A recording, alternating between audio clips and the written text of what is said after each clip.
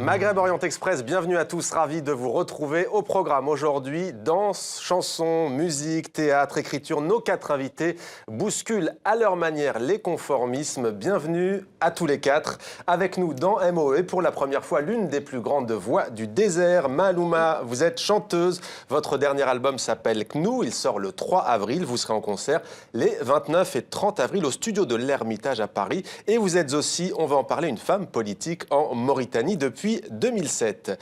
Wassila Tamzali, merci d'être avec nous. Vous êtes écrivaine, intellectuelle engagée en Algérie et des deux côtés de la Méditerranée. Vous êtes notamment auteur du livre Histoire minuscule des révolutions arabes, édition Chèvrefeuille étoilée.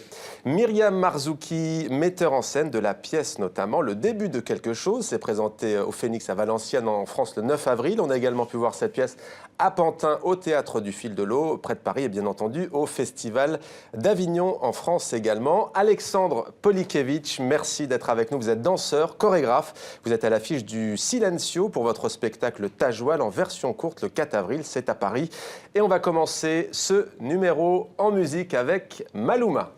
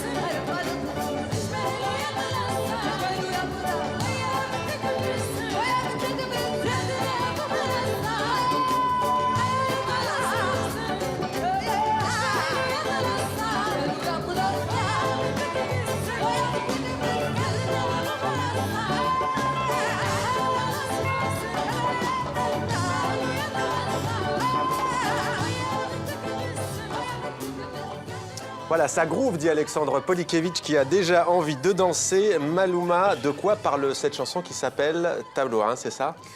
Ça s'appelle Tableat. Tableat. Oui, Tableat, c'est-à-dire un poète, pour un poète mauritanien qui est connu là-bas, que je l'ai composé dans une fusion Mauritanie, car blues, rock. Alors blues, rock, hein, c'est assez pop jazz en effet. Où est-ce que vous puisez, Malouma, votre source d'inspiration dans les sonorités africaines, mauritaniennes? Tu sais très bien, la Mauritanie, c'est un carrefour qui a porté beaucoup de visages. Tu vas voir, si tu viens là-bas, que ça s'est basé surtout arabe, Afrique noire, Berbère. et berbère. Tout ça fait vraiment une culture très riche et donner cette richesse de musique-là. Voilà. Alors, votre instrument, c'est le hardin. Pour vous, c'est plus qu'un instrument. Vous vous en séparez jamais. Alors, précisons que c'est une harpe angulaire comportant une dizaine de cordes, réservée aux artistes femmes en Mauritanie. Et vous dites, quand il n'y a pas de session au Sénat et que je suis chez moi, je prends tout de suite mon hardin, en fait. Voilà. C'est un instrument que j'ai éduqué sur cet instrument-là, que je jouais avec une tante à moi qui était spécialiste, une grande instrumentaliste qui joue l'ardine. Et cet instrument-là, spécialement, c'est les femmes qui sont jouées ça, et spécialement Toupik en Mauritanie, il n'y a pas d'ailleurs. Alors, vous avez embrassé une carrière politique en 2007, puisque vous êtes sénatrice de la République de Mauritanie depuis cette date. Quelles sont, depuis, les luttes que vous menez en tant que parlementaire ? Bon, j'ai commencé la carrière politique un peu plus loin, parce que j'ai commencé à 1999. 1999? Oui, ouais. ça s'est duré, bon, jusqu'à je serai sénatrice. Et voilà, je suis toujours sénatrice, mais je ne suis plus dans un parti politique. D'accord. Et quels sont les sujets que vous défendez, notamment l'éducation des filles, il semble? Bon, tout ça, j'ai fait un répertoire d'abord politique qui parle à tous les messages politiques. Je l'ai passé à travers les messages que j'ai fait et encore je suis très engagée pour la femme, pour l'éducation de la société, par exemple, pour encore la jeunesse, pour la liberté, pour l'unité nationale. Et pour la culture. Aujourd'hui, je concentrais vraiment sur la culture. Wassila Tamzali, la culture, c'est aussi un de vos dadas, si l'on peut dire? Oui, c'est un cheval de Troie. C'est peut-être la meilleure manière dans les pays où il y a un grand contrôle d'entrer en politique. Parce qu'évidemment, quand je vois bien dans les années 70 combien la Cinémathèque nous a aidés à construire un discours politique, malgré les censures. Mais vous dites aujourd'hui, quand on vous dit l'Algérie, c'est ce qu'on entend souvent, est un pays riche dont le peuple ne profite pas de cette richesse, vous rétorquez de suite pauvreté culturelle, expliquez-nous. Oui, parce que l'Algérie est un pays riche si on s'en tient à ses comptes financiers. Mais même si on s'en tient à ce qui a été distribué depuis la révolution en Tunisie, le nombre de milliards qui ont été distribués, on ne peut pas dire que l'Algérie soit un pays pauvre sur le plan de la pauvreté matérielle, même s'il y a de grandes difficultés qui tiennent à l'aménagement, à l'organisation de la santé, enfin tous ces grands problèmes. Mais moi, ce qui m'inquiète le plus, si vous voulez, c'est l'appauvrissement culturel de l'Algérie, parce que la culture est devenue un instrument de manipulation politique et de contrôle politique. Et la culture subversive, celle qui fait avancer les choses, et la seule qui, pour moi, d'ailleurs, a droit de s'appeler culture, elle est très marginalisée et les artistes algériens vivent très difficilement, n'ont pas de lieu pour se montrer, s'exprimer, etc. Et alors, c'est très dangereux parce qu'on voit bien combien on commence à exercer une emprise sur le peuple à travers des cultures, enfin à travers une vision de la production. Il faut appeler culture, mais bon, le mot n'est pas approprié. Mais je l'appelle quand même culture. Et on voit bien, par exemple, en Algérie, l'année dernière, on a dû organiser 10 festivals de cinéma. Alors, Wassila Tamzali, les Algériens sont appelés aux urnes le 17 avril pour une élection présidentielle dont on parle beaucoup à travers le monde et qui provoque une certaine consternation. Comment Abdelaziz Bouteflika, malade à 77 ans, peut-il briguer un 4e mandat ? Oui, écoutez, alors là, on est presque dans la littérature. Hein, le livre de Gabriel. C'est une des disciplines de l'émission. Oui, c'est une des disciplines. Si on veut rester un petit peu, je ne ferai pas une analyse politique, mais ce que j'ai envie de dire, c'est que je trouve que dans nos pays, et surtout l'Algérie, plus on assiste à des scènes aussi surréalistes et aussi... au fond... grotesque, non, je n'irai pas jusque-là. Mais disons surréaliste, c'est-à-dire qu'il faut beaucoup de talent pour construire une image comme ça, vous voyez. Et je pense que cette manière, c'est pas tellement d'annoncer quelque chose qui serait vrai, mais c'est pour montrer la puissance de ceux qui se permettent de faire cela, voyez-vous. Je sais que, par exemple, quand on a essayé de discuter certaines fatwas des salafistes, etc., et que mes amis essayaient d'entrer dans une logique de raisonnement, essayaient de combattre, je disais, mais non, parce qu'enfin, on ne veut pas, la personne qui les fait n'y croit même pas. Ce qu'on veut nous prouver, c'est la force de la personne qui le dit, voyez-vous. Mais comment expliquez-vous Et là, il y a un coup de force, il y a un coup de force qui est en train de se faire autour de la personne du président, qui, suivant toutes les apparences, je ne sais pas quelle est la réalité des choses, est en situation difficile pour exercer le poste de président de la République. Eh bien, ce qu'on nous montre et ce que nous sentons de plus en plus, avec une forme d'humiliation, avec une peur aussi d'une certaine manière, c'est la puissance démesurée des gens qui se permettent ce genre de mise en scène. Et j'ai bien peur qu'ils soient entraînés dans cette folie et que la réponse populaire, C'est-à-dire, aujourd'hui, il y a quand même, il faut le dire, une protesta dans tout le pays et dans toutes les classes de la société. Oui, voilà, il y a des émeutes régulièrement, des manifestations. Oui, il y a le mouvement Barakat, ça suffit, qui refuse le 4e mandat. Mais on a le sentiment qu'il mobilise sur les réseaux sociaux, mais pas dans la rue. Comment l'expliquez-vous? Alors certes, ces manifestations sont interdites. Ce que je voulais vous dire, c'est que, bon, hier j'étais place de la République, il y avait 100, 200 personnes. Mais c'est des protestations qui sont dans toutes les classes de la société. C'est-à-dire qu'il y a les étudiants, les gardes communaux, je ne sais pas si ça vous dit quelque chose, voilà, la protestation des gardes communaux, la protestation des retraités de l'armée, la prise de parole de certaines personnalités importantes, comme des militaires, comme Ben Chérif, par exemple, aussi récemment, la grève, etc., etc. Donc, il y a une situation de protestation perlée dans toute la société, et je pense que, j'espère que le pouvoir sait jusqu'où on peut aller trop loin. Voyez-vous, il y a un moment donné où on a été trop loin, et là, ça peut provoquer des violences, et voilà. Myriam Marzouki, vous avez adapté le texte d'Hugues Jalon, le début de quelque chose. Alors vous nous plongez dans la réalité d'un pays de la rive sud de la Méditerranée, inconnu. En tout cas, c'est considéré comme une terre d'accueil pour les touristes dans des clubs très fermés.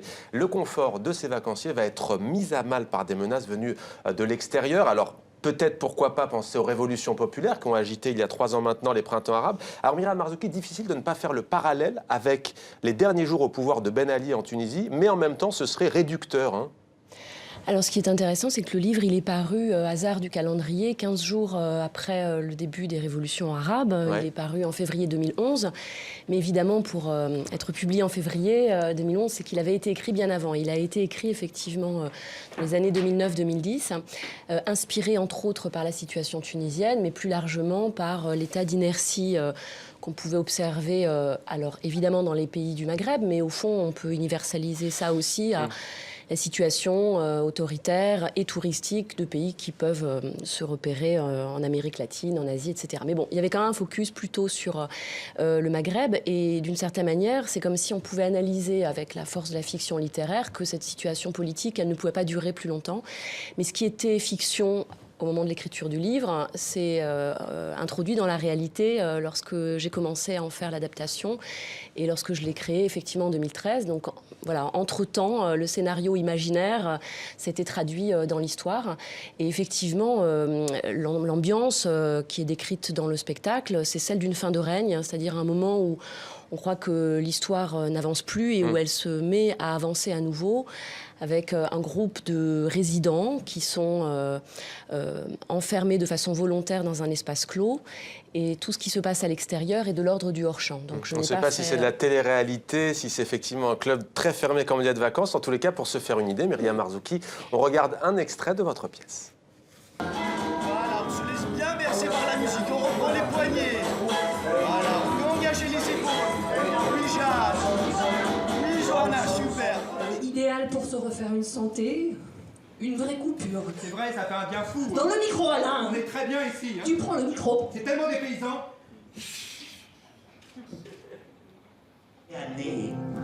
Il s'agit de se ressaisir. C'est une manière de s'aider à reprendre le contrôle de son existence, de redevenir acteur de sa propre vie. Comment dire, vous n'imaginez pas... Non mais s'il vous plaît, j'en vois certains qui n'écoutent pas. Ils n'ont pas l'air de comprendre. Enfin, si, ils écoutent, mais ils n'y sont pas, ils sont loin. Je vois ça dans leur regard, ils n'adhèrent pas. Ils maintiennent une distance. Et dehors, aucun changement. Une situation bloquée, fin des négociations, plus de contact. Blackout complet sur les événements dans le sud. On ne peut pas compter sur une issue. Ça peut durer. Des flashs d'information réguliers, mais ils les suivent d'un œil distrait. Ça se passe ailleurs, c'est si loin d'eux. À aucun moment, ils ne se sentent impliqués. Voilà, le début de quelque chose. Alors c'est poétique, parfois drôle, parfois ironique. La fiction, en tout cas, devient plus vraie que le réel. On a le sentiment, Myriam Marzouki, qu'on est loin du langage politique médiatique. C'est voulu sur la situation aussi bien dans le sud que dans le nord de la Méditerranée. Est-ce que pour vous, le théâtre, au fond, c'est ce qui permet par excellence, justement, de prendre du recul, de permettre la réflexion ? Moi, je crois que la force du théâtre, c'est de produire des images et de travailler sur une langue. Et que l'intérêt du théâtre, c'est que justement, on essaye de produire un rapport au langage qui ne soit pas celui des médias, même si on peut s'en nourrir, de trouver un espace pour parler autrement, pour produire des images qui soient des images où, c'est ce qui m'intéresse, la question politique prenne aussi une dimension esthétique, poétique, même si le poétique peut aller du côté du grinçant ou de l'effrayant ou de l'étrange. En tout cas, c'est ce que j'ai essayé de faire, c'est-à-dire que je crois que l'enjeu du théâtre, c'est justement de se situer là où le cinéma ne peut pas aller, de ne pas être dans le naturalisme ou de la reconstitution du réel, mais de produire une communauté sensible de pensée. Voilà, je dirais qu'on peut penser en étant affecté au théâtre. Enfin, en tout cas, c'est ce que j'essaye de faire. Alors, Redouane Almedeb s'est occupé des chorégraphies. Pourquoi est-ce que vous avez choisi d'introduire de la danse dans cette pièce ? Il y a notamment, on a vu, moi je l'appellerai, on l'appelle ici à TV5 Monde, ce qu'on a vu le Macarena Baladi. Je ne sais pas si Alexandre, ça vous va, ce qu'on a vu Macarena Baladi. Ils sont un peu quand même tournés en dérision, ça se termine d'ailleurs en dispute, après dispute collective. Pourquoi la danse donc, Myriam ? Alors il y a un moment de cours de danse orientale, mais qui est traité comme un moment assez pathétique et grotesque, puisque c'est ce qui se passe effectivement dans ces résidences fermées où on amène des touristes occidentaux à pratiquer une activité hors de toute considération esthétique. Mais de façon générale, moi je voulais traiter les corps comme un endroit qui a une signification politique, puisque le corps d'un touriste, ou me semble-t-il le corps d'un occidental qui va se consacrer à rien, comme c'est le cas dans les vacances, c'est un corps qui est politique, puisque précisément, il cherche à être dépolitisé. Je pense que ces clubs de vacances dont il est question dans le spectacle, mais plus largement les lieux d'enfermement, les lieux où on prétend trouver le bonheur en se protégeant de tout ce qui est dangereux à l'extérieur du monde, sont des lieux très fortement politiques où le corps est politisé. Alexandre Polikiewicz, le corps, quoi qu'on en fasse, qu'on soit chorégraphe comme vous ou pas, éminemment politique ? Évidemment, sans aucun doute. Jamais innocent. Jamais. Alors vous, Alexandre, vous avez fait de la danse aussi, cet espace de réflexion. On a évoqué le théâtre, la danse, c'est aussi un espace de réflexion. De réflexion sur quoi, au juste ? De réflexion sur l'état du monde, finalement. Sur ce qu'on vit, sur ce qu'on expérimente et sur la folie qui nous entoure dans le monde arabe. Alors pour ceux qui ne vous connaissent pas encore, Alexandre, ils sont maintenant de moins en moins nombreux. Je vous propose de partir au festival Dance Fabrique. C'était récemment à Brest, en France. Notre équipe vous a suivi. Reportage. Et là, c'est parti. Alexandre Polikiewicz a gardé les voiles, les sequins et les mouvements de hanches. Mais c'est une ambition nouvelle qu'il insuffle à sa danse, celle que les Européens ont qualifiée d'orientale. Lui ne parle que de danse baladi, le terme égyptien qui signifie du pays, du terroir. Souvent relégué au cabaret, il la réhabilite comme porteuse d'identité et comme manifeste politique et artistique. Mon travail, il est pour un public arabe. Que je le présente au Liban, c'est pour les Libanais, c'est pour faire une différence là où je suis, dans la société dans laquelle je vis.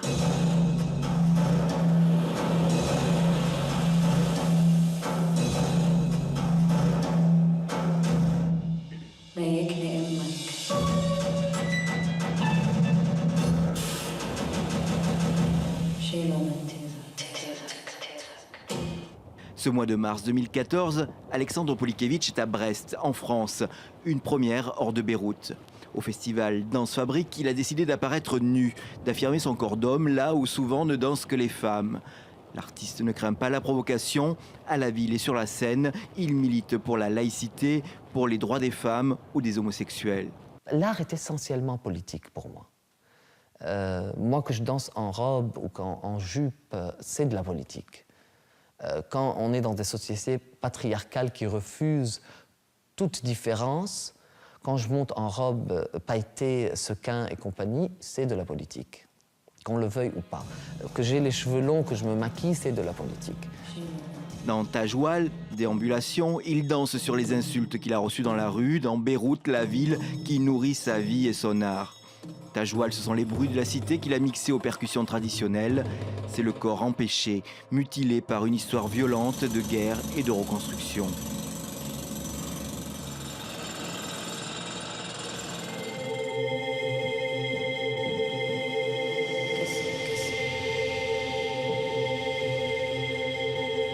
Un artiste capteur du monde qui l'entoure, Alexandre Polikiewicz danse les mutations d'une société attachée à sa culture et aspirant au changement. Alors Alexandre Polikevitch vous compte une nouvelle femme, hein, Malouma. Vous aimez beaucoup Alexandre Polikevitch, hein, visiblement. Et il est sympa, vraiment. C'est bon, c'est un art très intéressant. Merci. Lui, il appelle la danse baladi, il ne veut pas l'appeler danse du ventre, à juste titre, et danse orientale. Vous êtes d'accord avec lui? Il faut faire attention aux mots. Oui, baladi, c'est local et c'est très joli. Ça. Alors Alexandre Polikevitch, en cette période de crise économique, on l'a compris, hein, vous l'expliquez dans le sujet, vous avez vécu des insultes, des colibés, on les voit d'ailleurs à l'écrit, hein, ce sont des mots très crus. En ces périodes, toutefois, de crise économique, de crispation, de repli identitaire, politique, religieux, ce qu'on veut, sincèrement, est-ce que c'est pas utopique de penser mettre à mal ces conservatismes? Vous y croyez? Évidemment, bah, sinon je le fais pas. Et je pense que c'est le moment de résister à cette ampleur que prend l'extrémisme religieux dans nos sociétés. C'est-à-dire qu'il ne faut pas leur laisser la place. Si on a peur d'eux et qu'on se met de côté, à quoi ça sert qu'on fasse de l'art? À quoi ça sert de continuer à faire ce qu'on fait? Non, non, non, évidemment. Et mais j'ai beaucoup d'espoir, au contraire. Avant de venir en France et notamment en Bretagne et à Brest, vous étiez à Beyrouth avec votre nouveau spectacle El Ra. Est-ce que vous pouvez nous raconter de quoi il s'agit? El Ra, ça veut dire? El Ra, c'est élimination. Élimination. En fait, ça fait 2 ans, depuis au fait, la révolution... feu la révolution tunisienne, et on voit des images qui m'ont beaucoup affecté.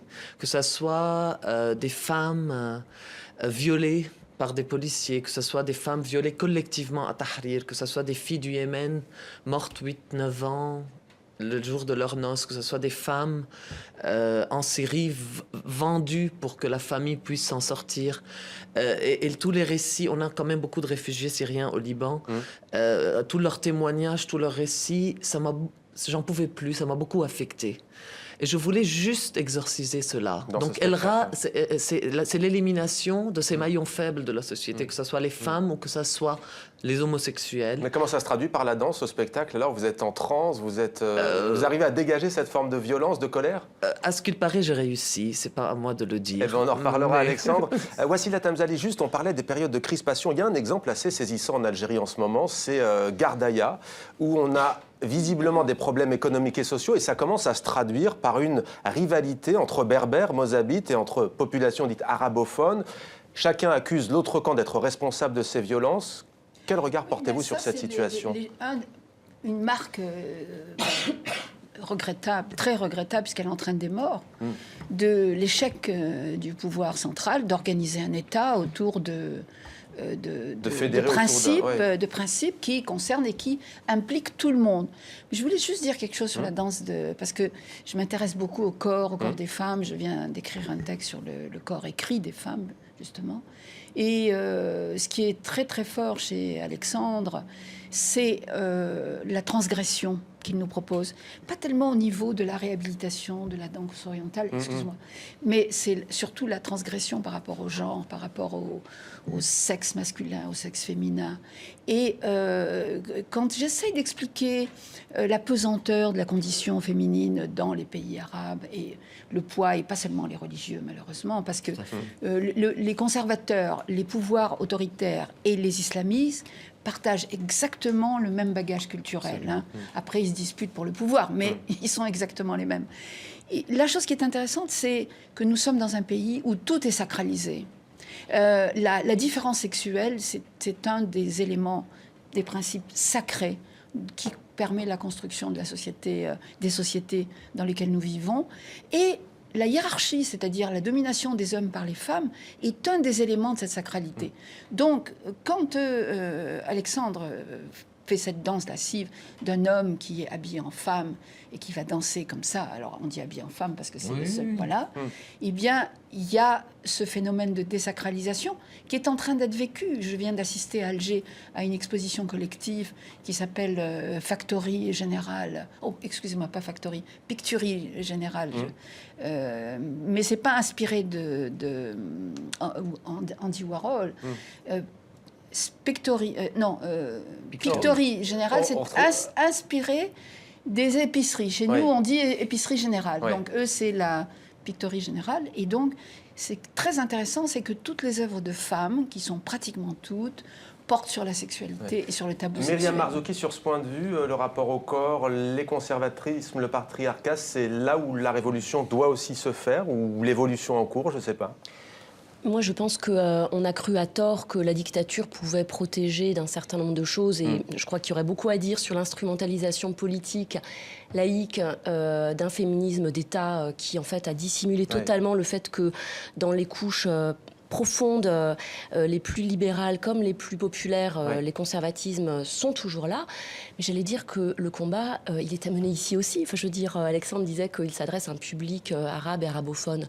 Mais je pense que la transgression du genre, compte tenu des débats qu'on a eus en France récemment pas pour sûr les que élections, le spectacle d'Alexandre ne fasse pas débat d'ailleurs à Paris. Je ne suis pas certaine que ce moment. spectacle passe sans aucune difficulté et que la question de la subversion et l'interrogation sur la manière dont ces catégories sont figées, ces conservatismes, il ne faut pas se leurrer. Enfin, ils sont présents chez nous, ici, à Paris et en Occident également. Malouma, très vite, l'émission touche à sa fin. Est-ce que vous rêvez-vous un jour d'un grand Maghreb uni? Souvent, la Mauritanie, on la met ou on ne la met pas dans le Maghreb. Vous vous sentez maghrébine?